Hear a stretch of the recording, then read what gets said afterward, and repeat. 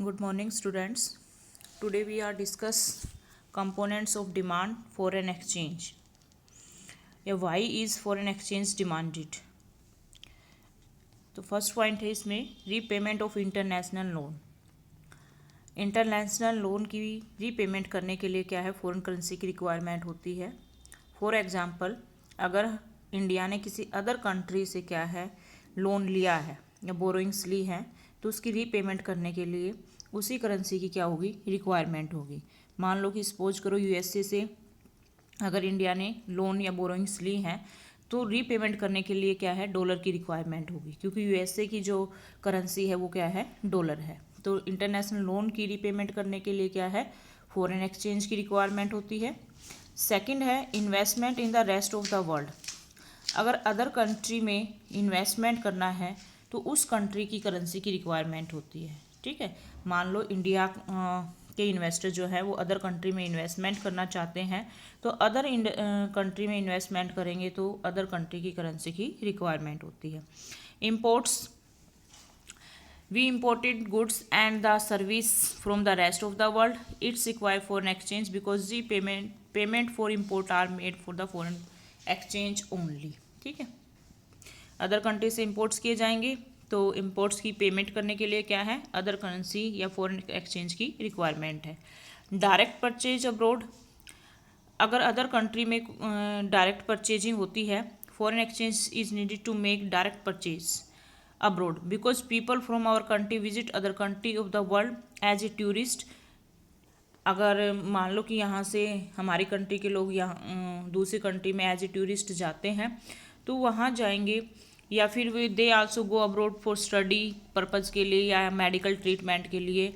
तो जिस कंट्री में वो जा रहे हैं उस कंट्री की क्या है, करेंसी की रिक्वायरमेंट होती है उन्हें, क्योंकि अगर वहाँ पे कुछ परचेज करना चाहेंगे तो वहीं उसी कंट्री की करेंसी ही वहाँ पर चलेगी, इंडियन रुपीज़ वहाँ पर नहीं चलेगा। इसलिए डायरेक्ट परचेज अब्रोड, यानी कि दूसरे देशों में जब as a tourist, as a student या as a for medical treatment के लिए अगर कोई पर्सन इंडिया से अदर कंट्री में विजिट करता है, तो अदर कंट्री की करेंसी की क्या होती है, उसे रिक्वायरमेंट होती है। Grants and donation to the rest of the world also contribute to the demand for foreign exchange.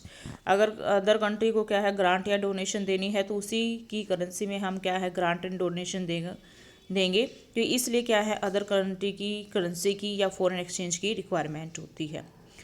इसमें यहाँ गिवन भी है, grant and donation to a country are often made in term of currency of that country accepted currency like US dollar, यानी कि in term of some internationally accepted currency like US dollar. US dollar जो है ना, उसको है एक mostly country क्या है, उसको एक्सेप्ट करती है। मोस्टली कंट्रीज़ में क्या है, यूएस डॉलर चलता है और ईजिली उसको एक्सेप्ट कर लिया जाता है। तो ग्रांट एंड डोनेशन देने के लिए अगर हम किसी कंट्री को ग्रांट या डोनेशन देना चाहता है इंडिया, और वो रुपीज़ में देगा, तो वो एक्सेप्ट नहीं करेगा। वो तभी एक्सेप्ट करेगा या तो उसको यूएस डॉलर में मिले या फिर उस कंट्री की करेंसी के रूप में उसे मिले। तो इस पर्पज़ के लिए भी क्या है, फॉरेन एक्सचेंज की रिक्वायरमेंट होती है, डिमांड की जाती है। नेक्स्ट है बेटा इसमें payment of income.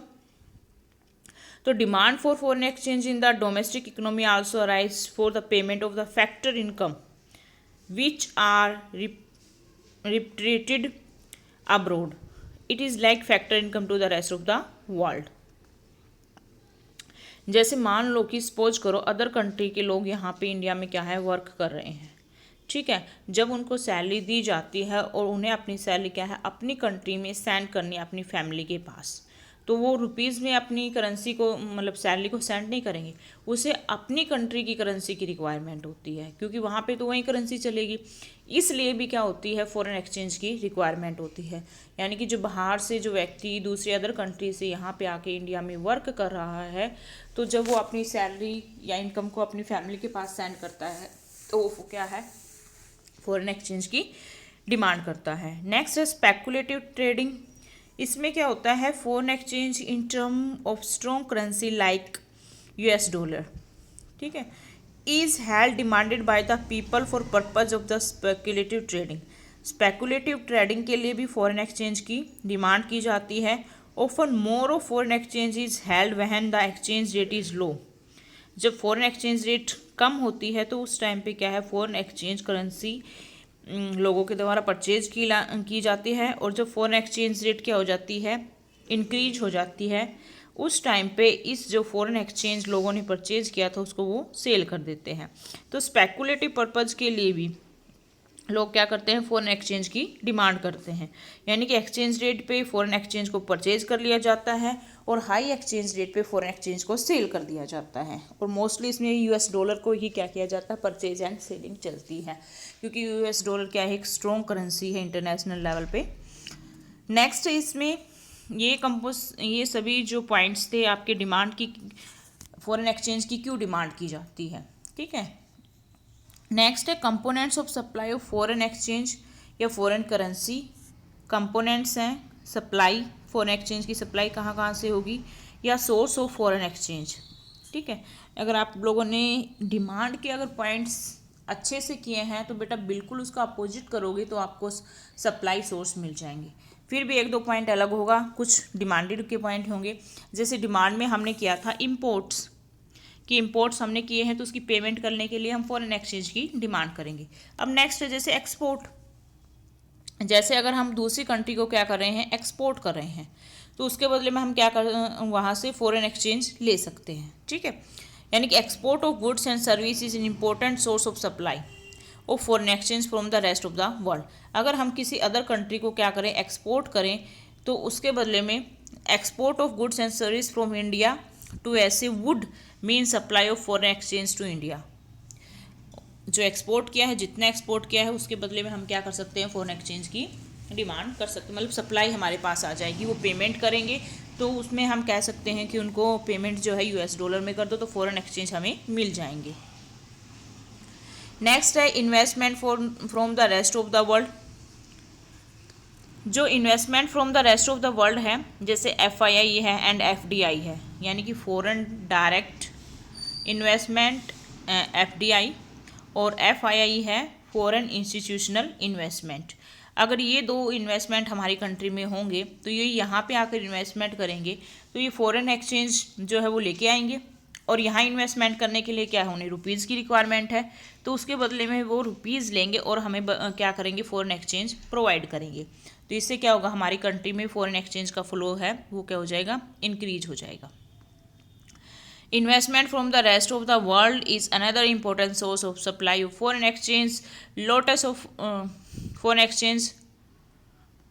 foreign exchange flow from developed country to underdeveloped country through this channel of economic activity.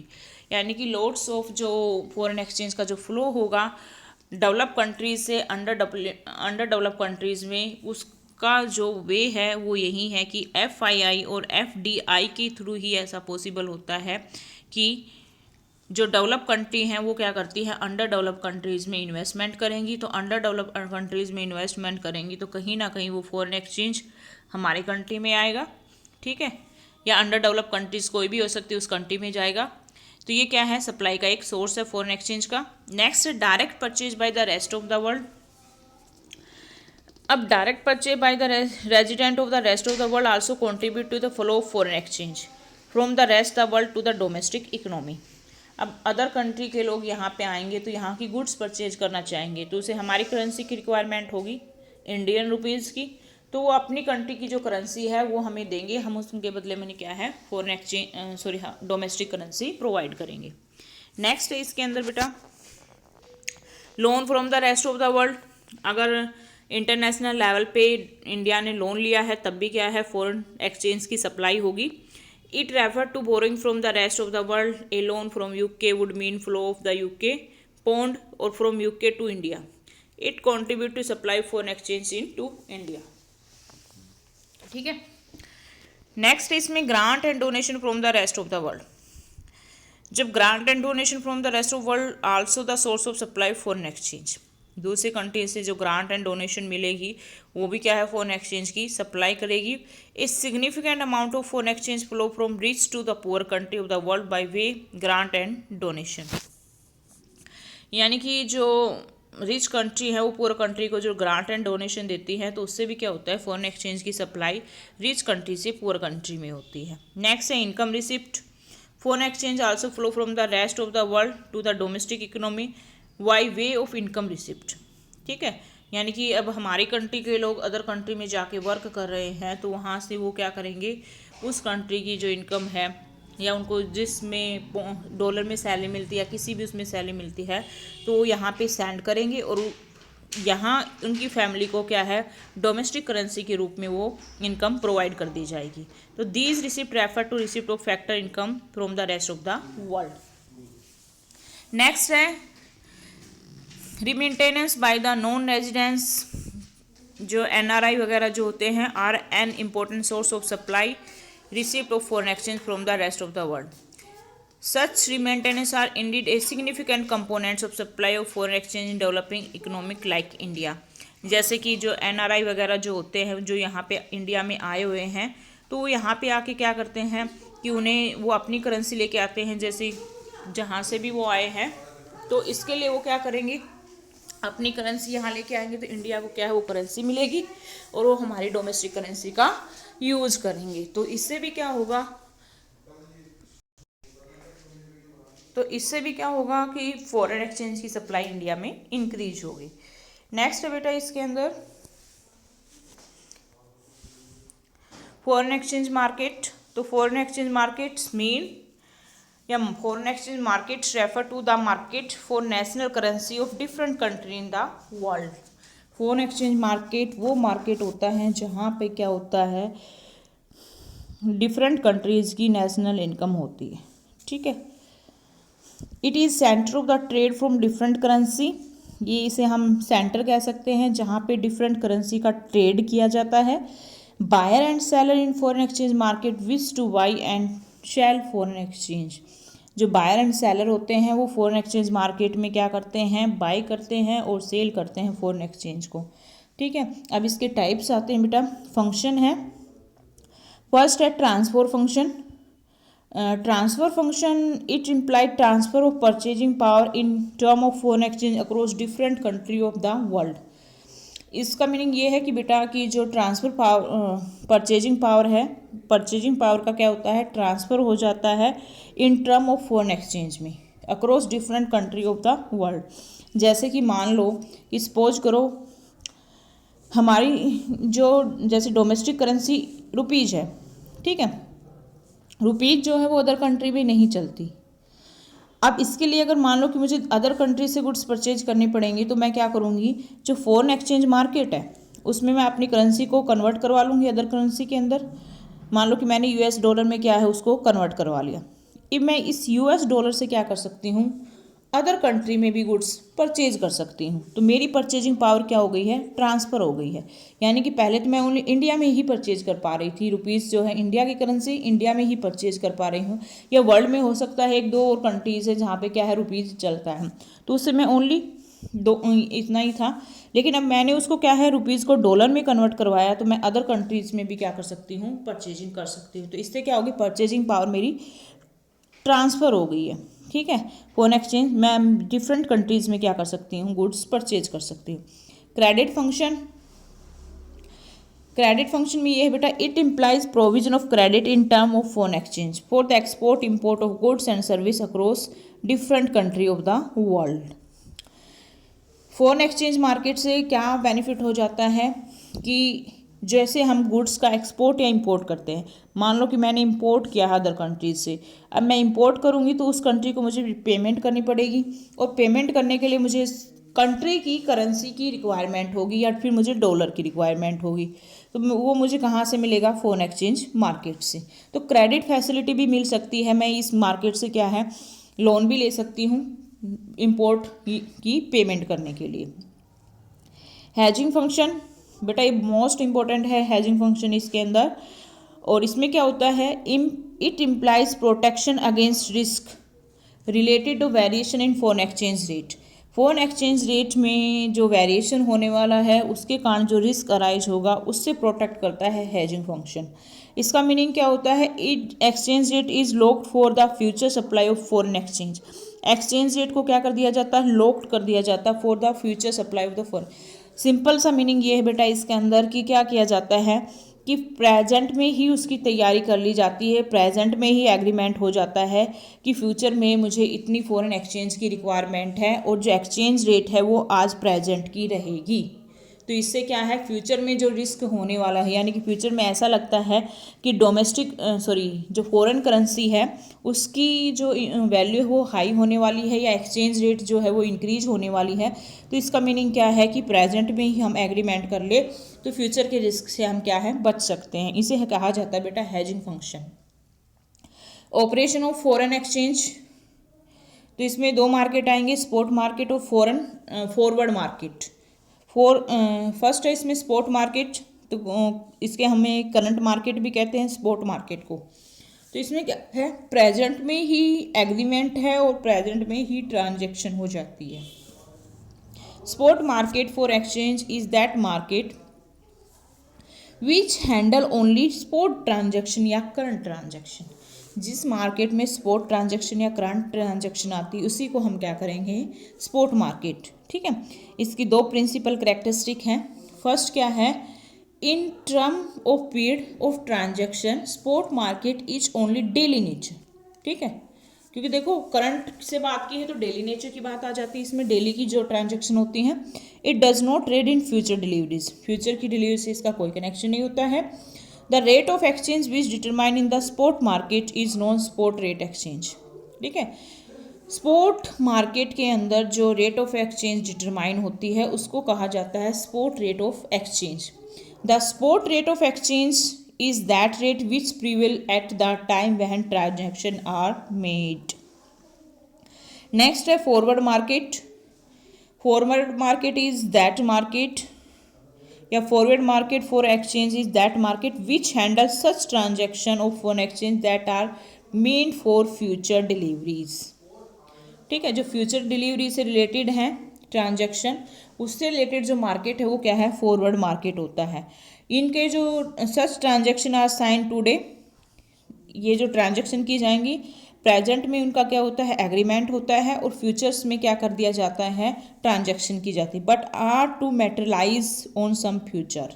ठीक है, मेटेरियलाइज मतलब उसको ट्रांसफ़र करना है, वो क्या होगा, ट्रांसफ़र फ्यूचर में होता है, यानी कि फ्यूचर डिलीवरी की बात की जाती है। एग्रीमेंट आज की डेट में होता है, यानी कि आज जो एक्सचेंज रेट है उस रेट पे ये फिक्स हो जाता है कि मुझे फ्यूचर में इतनी फॉरेन एक्सचेंज की रिक्वायरमेंट है, तो फ्यूचर में क्या होगी, डिलीवरी, और जो एग्रीमेंट की जो रेट रहेगी वो आज की रहेगी। ठीक है, तो ट्रांजैक्शन फ्यूचर में की जाती हैं और जो रेट चलती है वो प्रेजेंट की एक्सचेंज रेट चलती है, इसे हम फॉरवर्ड मार्केट कहते हैं।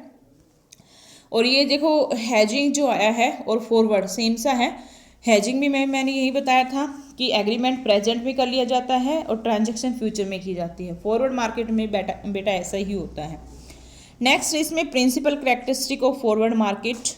फर्स्ट है, it only cater forward transaction. ठीक है, इसमें फॉरवर्ड ट्रांजैक्शन की बात की जाती है। It does not deal with spot transaction in foreign exchange. Second characteristic है, it define forward exchange rate. ये फॉरवर्ड एक्सचेंज रेट को डिफाइन करती है, the exchange rate which forward transaction are to be honoured. ठीक है, next है, why are forward transaction contracted. तो क्यों कॉन्ट्रैक्ट किया जाता है फॉरवर्ड ट्रांजैक्शन का। फर्स्ट है to avoid risk and adverse change in the exchange rate. Second है टू मेक स्पेकुलेटिव गेन्स। ठीक है, दो पर्पज़ के लिए, रिस्क से बचने के लिए और स्पेकुलेटिव पर्पज़ के लिए फॉरवर्ड ट्रांजैक्शन की जाती हैं। नेक्स्ट बेटा इसमें डिफरेंस है स्पॉट मार्केट में और फॉरवर्ड मार्केट में। तो एक बार मैंने इनको एक्सप्लेन कर दिया, डेफिनेशन बता दी है, डिफरेंस आप यहाँ से लर्न कर लेना। ठीक है बेटा, तो आज ये चैप्टर आपका मतलब रिवीजन के पॉइंट ऑफ व्यू से मैंने दोबारा आपको रिवाइज कर दिया है, तो आप इस चैप्टर को अब अच्छे से लर्न कर लें, कंप्लीट हो जाना चाहिए। कल हम नेक्स्ट चैप्टर का रिवीजन करेंगे और वो आपका मैक्रो इकोनॉमिक्स का लास्ट चैप्टर होगा। ठीक है, ओके बेटा, have a nice day.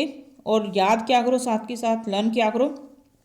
NCERT के भी क्वेश्चन यहाँ पे गिवन है पीछे आपकी बुक में, और मैं आपको कह रही हूँ एबिलिटी जोन जो भी है उसको भी लर्न करो, और अब वैल्यू बेस्ड क्वेश्चन आते हैं वो भी लर्न करने हैं आपको।